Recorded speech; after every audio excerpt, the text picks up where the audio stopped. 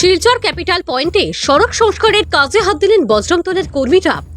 রবিবার শিলচর ক্যাপিটাল পয়েন্টের বেহাল দশা দেখে রাস্তা সংস্কারের কাজে হাত দিলেন বজরংদলের কর্মীরা।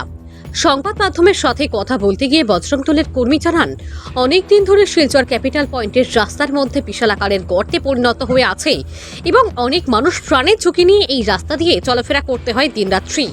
এবং এই রাস্তার মধ্যে প্রায় সময় এই রিক্সা গাড়ি পাল্টে খেয়ে যায়, যে দুর্ভোগ পোহাতে হয় জনসাধারণের। তাই শিলচর শহরের ক্যাপিটাল পয়েন্টের রাস্তার দুরবস্থা দেখে বজরংদলের কর্মীরা রাস্তা সংস্কারের কাজে হাত দিতে বাধ্য হয়েছে বলে জানিয়েছে। বজরংদলের কর্মীরা সরকারের কাছে দাবি রাখেন অতি সত্বর এই রাস্তাটি মেরামত করে দেওয়ার জন্য। আজকে রিপেয়ারিং এর উদ্দেশ্যটা কি দাদা? রোড বিগত কয়েকদিন ধরে আপনারা দেখছেন যে শহরে কিছু জায়গায় গর্ত হয়েছে এবং গর্তের মধ্যে ই রিক্সাগুলো পড়ে কিছুদিন আগে আপনারা দেখেছেন যে হসপিটাল রোডে পাল্টি খেয়ে কিছু স্কুল যাত্রী, ছাত্রছাত্রী এবং কিছু মহিলারাও আহত হয়েছেন। গতকালকেও এখানে হয়েছে, তার আগেও এখানের মধ্যে আরও 2-3 দিন এখানে অ্যাক্সিডেন্ট হয়েছে। তো আমরা ভাবলাম বজরংদলের পক্ষ থেকে যে এগুলো গর্ত আছে এগুলোকে কিছু ভরাট করার আমরা চেষ্টা করছি।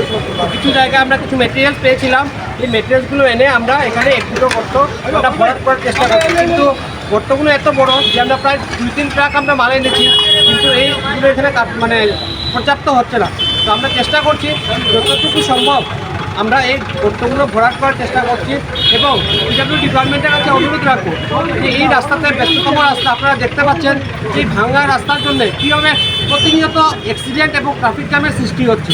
তো আগামী দিনে যাতে কোনো ধরনের বড় দুর্ঘটনা না হয়, তাই আপনারা যদি অতি সত্যি রাস্তাগুলোকে মেরামতি করে দিন তাহলে অত্যন্ত ভালো হবে। আপনারা বজরংদলের পক্ষ থেকে আজকে আমরা চেষ্টা করছি যতটা পারি আমরা এই গর্তগুলোকে ভরাট করার এবং গর্তের সাইডে যে ফুটপাথের পাশে নালা আছে এই ড্রেনগুলো বানিয়ে দেওয়ার, যাতে জলগুলো ফটাফট বেরিয়ে যায় এবং গর্তের সৃষ্টি যাতে না হয়।